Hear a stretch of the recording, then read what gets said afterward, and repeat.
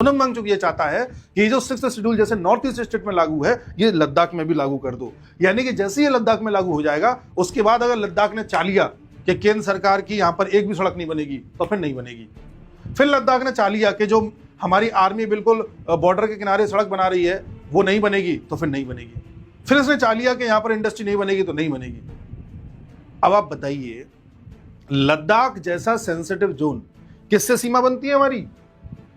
चीन से। मैं पुराना मैप दिखा रहा हूं 2019 से पहले का। ये LAC है, इधर अक्साई चीन है, ये पूरा चीन है, आप बगल में चीन है, इधर आप आइए तो POK है। वहां पर आप चाहते हो कि ऐसा इंडिपेंडेंट कर दो आपको कि आप केंद्र सरकार की बात न भी मानना चाहो तो कोई दिक्कत नहीं है। ऐसा कर देने के बाद आपको लगता है कि लद्दाख की सिक्योरिटी पहले जैसी मजबूत रहेगी?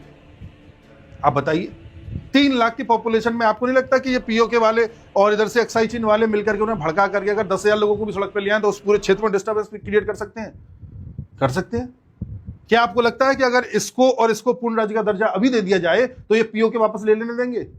अगर आपको POK वापस चाहिए, अक्साई चीन वापस चाहिए, तो आपको इन दोनों पर कंट्रोल रखना होगा सिक्योरिटी वाइज। कंट्रोल का मतलब नहीं लोगों को कंट्रोल करो, लेकिन अगर आपने इनसे कंट्रोल जरा भी लूज किया तो आप भूल जाओ फिर इन दोनों के बारे में।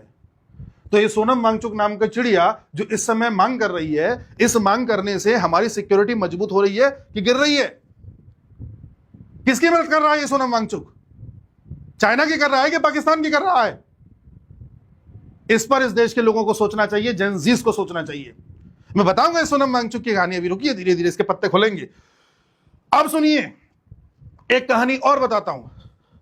चाइना कभी नहीं चाहेगा कि वो अक्साई चीन हमको लौटाए, बल्कि वो ये चाहेगा कि ये लद्दाख भी उसे मिल जाए। क्यों?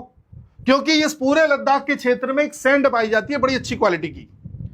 इस सैंड से सिलिकॉन निकाला जाता है, उस सिलिकॉन से सेमीकंडक्टर के चिप्स बनाए जाते हैं। चाइना अपने यहां की रेत बहुत इस्तेमाल कर चुका है, उसकी नजर इस रेत पर है। इसलिए चाइना ने अक्साई चीन में कई सारी ऐसे रिसर्च लेबोरेटरीज बनाई हुई हैं जो यहां की रेत पर काम कर रही हैं। दूसरा सुनिए, यहां से यूरेनियम निकाला जा सकता है, थोरियम निकाला जा सकता है, जिससे न्यूक्लियर पावर बन सकती है। चाइना कर रहा है इस तरफ ये काम, लेकिन अगर हम करने के लिए जा रहे हैं तो सोनम वांगचुक को दिक्कत हो रही है।